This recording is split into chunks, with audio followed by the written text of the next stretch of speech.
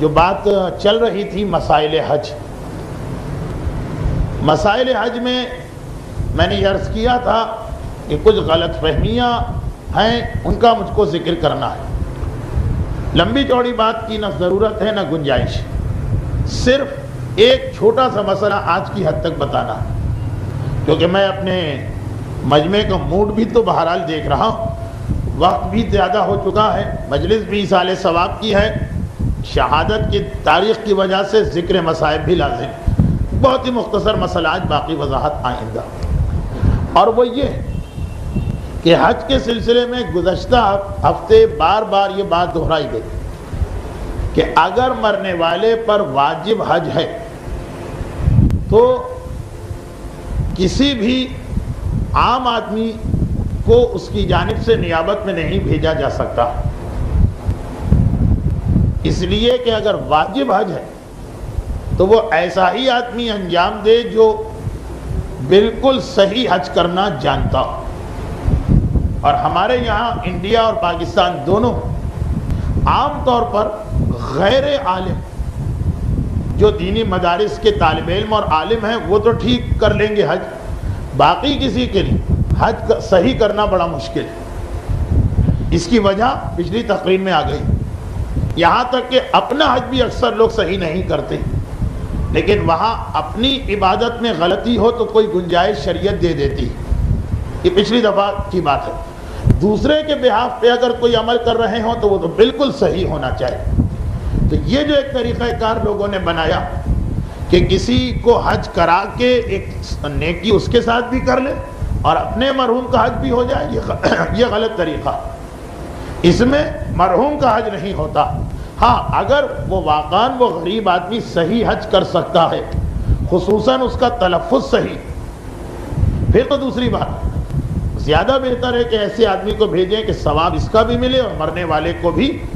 ذمہ داری سے سبکدوشی ہو جائے۔ لیکن فقط کسی غریب پر احسان کی خاطر کہ وہ حاجی بن جائے، مرنے والے کے حج کو غلط نہ کیا جائے کہ یہ غریب تو وہ ہے کہ حج نہ بھی کرے تو اس کو کوئی گناہ نہیں، مرنے والا جو قبر کے عذاب میں تڑپ رہا ہے اس کا واجب حج جو نہیں ہوا، اور ہم ظلم اس پر کریں کہ غلط حج کر کے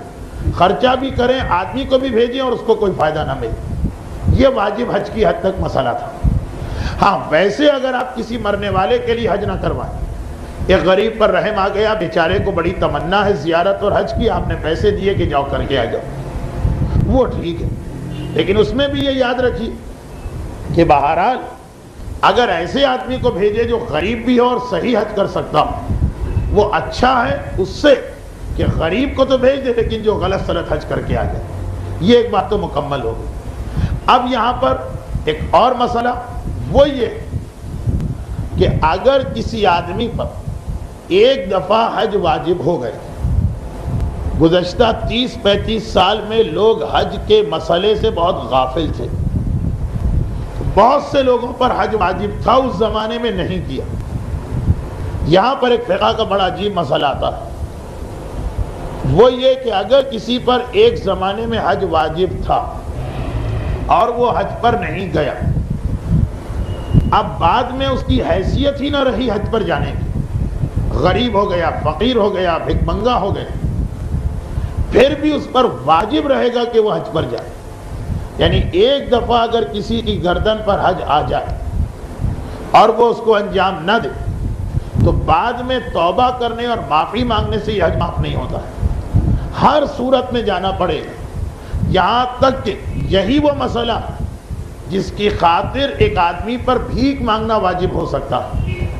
توضیح المسائل میں بھی یہ مسئلہ موجود ہے، احکام حج میں، توضیح میں حج کے صرف 8 یا 9 مسئلے، بہت مختصر، لیکن اس میں یہ ایک مسئلہ ہے کہ ایک دفعہ اگر کسی پر حج مستقر ہو گیا، آ گیا، اور اس نے لاپرواہی، بے توجہی، غفلت کی وجہ سے نہیں کیا، بعد میں وہ اس پوزیشن میں نہ رہا بیچارہ کہ حج پر جائے، آج خرچہ ہے حج کا 45,000 کے قریب ہونے والا، ایک زمانے میں آج سے 1300-1400 سال پہلے 10-11 ہزار میں حج ہو جاتا تھا، اس وقت نہیں کیا اس نے حج، اب اس قابل ہی نہ رہا کہ 40,000 اس جمع کرے، بھیک مانگے، مدد لے، قرضہ لے، لوگوں کے ہاتھ پاؤں جوڑے، بہرحال اس پر واجب ہے کہ حیثیت نہیں ہے تب بھی وہ حج کے اوپر جائے، چاہے اس کی وجہ سے اسے اور اس کے گھر والوں کو کتنی ہی زحمت برداشت کیوں نہ کرنا پڑے۔ ایک عام آدمی کے لیے تو مسئلہ ہے کہ اگر آپ پر ابھی پہلے سال حج واجب ہوا اسی سال اور ہر اعتبار سے آپ حج پہ جا سکتے ہیں، لیکن صرف اتنا خطرہ کہ حج پر جائیں گے نوکری چھوٹ جائے گی اور کوئی دوسرا روزگار نہیں مل سکے گا، تو معاش یا نوکری یہ بھی شریعت نے ایک اہم چیز مانی، حج ساقط ہو جاتا ہے۔ لیکن جس آدمی پر ایک دفعہ حج واجب رہ چکا ہے اور اس نے حج نہیں کیا، اس کے لیے یہ سارے مسئلے بدل گئے، چاہے واپسی میں نوکری چھوٹ رہی ہو، گھر والوں کو زحمت ہو رہی ہو، لوگوں سے چندہ لینا پڑ رہا، تم پر واجب ہے کہ ایک دفعہ حج آ گیا، اب کسی طرح بھی اسے انجام دینا۔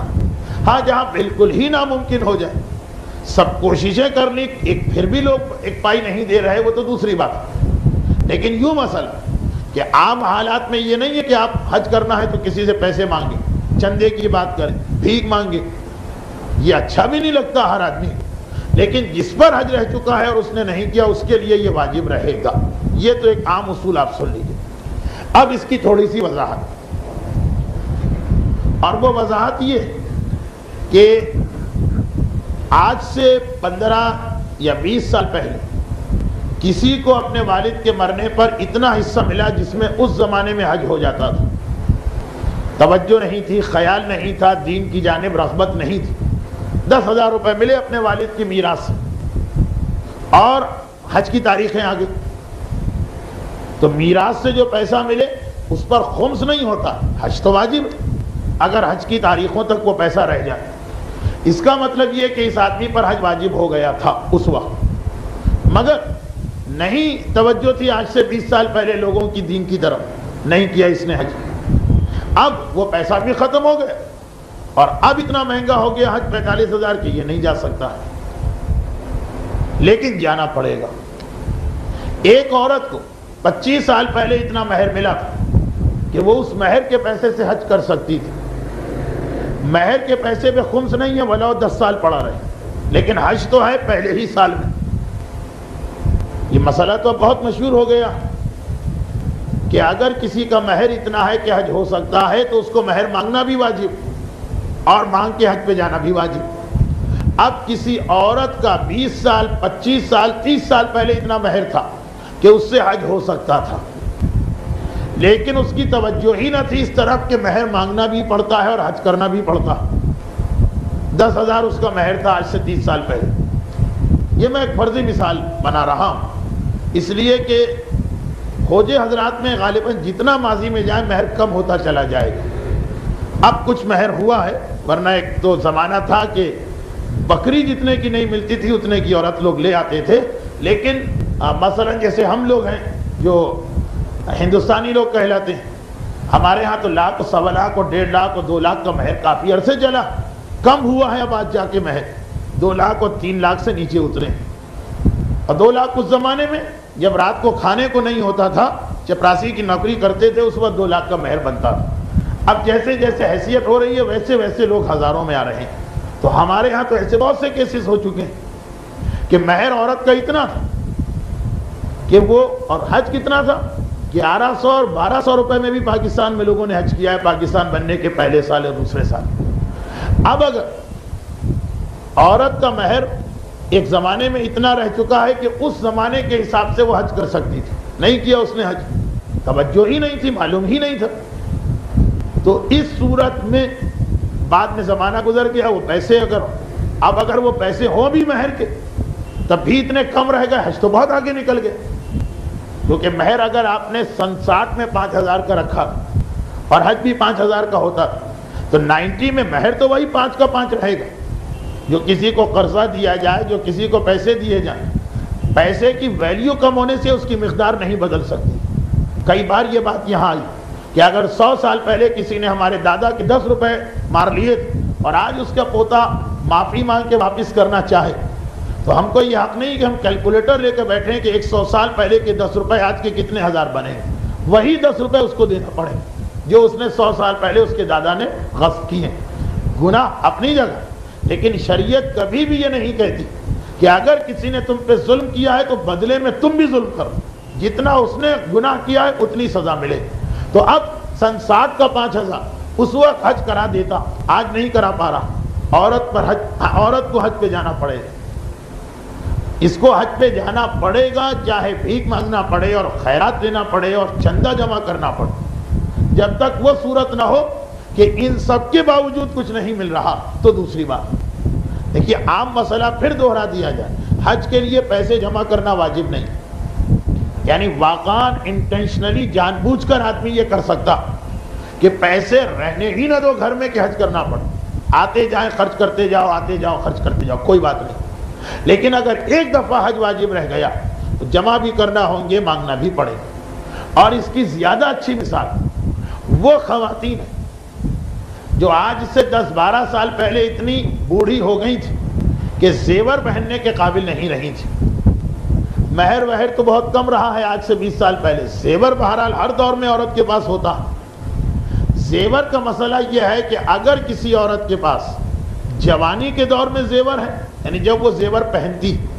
شریعت اس زیور کے بارے میں کوئی ذمہ داری نہیں لگاتی، نہ زکوٰۃ ہے، نہ خمس ہے، نہ حج ہے۔ لیکن اگر وہ زمانہ آ گیا کہ اب یہ زیور پہننے کے قابل نہ رہے، اب مجھے نہیں پتا کہ آپ حضرات کے یہاں کیا ہوتا ہے، ہم ہندوستانیوں کے یہاں جو ہوتا ہے سن لیجیے کہ بطور مثال ایک عورت 50 سال کی ہو گئی، اس کے پاس 20 تولے زیور، اب تک وہ پہنتی آ رہی تھی، نہ زکوٰۃ نہ خمس نہ حج۔ اب اس نے کہا میری اتنی عمر ہو گئی، یہ زیور پہننے میں اچھی نہیں لگوں، اس نے 20 میں سے 15 تولے اٹھا کے رکھ دیا کہ ابھی بیٹیوں کی شادی ہے اس میں دے دیں گے، بیٹوں کی شادی ہے بہوؤں پہ چڑھائیں گے، اور 2-4 تولے اس نے عام استعمال کے لیے رکھا۔ یہ 15 تولے زیور ایک کونے میں پڑا، 2 سال 3 سال 4 سال پڑا رہے گا جب تک کہ بیٹوں اور بیٹیوں کی شادی شروع نہ ہو جائے، کم سے کم سال ڈیڑھ سال تو پڑا رہتا۔ آغائے کوئی کے فتوے میں زکوٰۃ اور خمس تو اس پر بھی نہیں، کیونکہ جو چیز ایک دفعہ استعمال ہوگی پھر چاہے استعمال کی ضرورت نہ پڑے اور پڑی رہے، خمس نہیں۔ امام خمینی کے ہاں احتیاط واجب یہ کہ اس زیور پہ خمس دیا جائے، کیونکہ زیور نہیں، امام فرماتے ہیں کہ جس طرح سے اگر ایک نئی چیز بغیر استعمال کے سال بھر پڑی رہے اس کا تو خمس دینا، اگر کوئی یوز اور استعمال شدہ چیز بھی جب اس کی ضرورت نکل جائے اور کونے میں پڑی اور سال گزر جائے، احتیاط واجب یہ ہے کہ اس پر بھی خمس دیا جائے جو استعمال کے بعد بیکار ہوئی۔ چنانچہ جو کپڑے آپ نے پہننا چھوڑ دی، اگر اس کے بعد اس کو آپ نے ڈسپوز آف کر دیا، گھر سے نکال دیا تو ٹھیک، پڑے ہوئے ہیں کونے میں، 1 سال گزر گئے، خمس واجب ہو سکتا۔ فرنیچر جو آپ نے بدل کے پرانا فرنیچر کونے میں ڈال دیا، آغا خوئی کے نزدیک تو ایک دفعہ جو چیز استعمال ہو گئی اب پرماننٹ اس پہ خمس نہیں۔ امام کہتے ہیں کہ نہیں، استعمال کے بعد پھر اگر ایسا دور آ جائے کہ اس کی ضرورت نہ رہے اور سال بھر پڑی رہے تو الگ سے خمس دیجئے، لیکن وہ احتیاط واجب، اس میں دوسرے مجتہد کی بات مانی جائے گی۔ تو ایسی بوڑھی عورت جس نے زیور پہننا چھوڑ دیا، 1 سال بھی اس کا زیور کونے میں پڑا رہا، آغا کوئی کہتے ہیں نہ زکوٰۃ ہے نہ خمس۔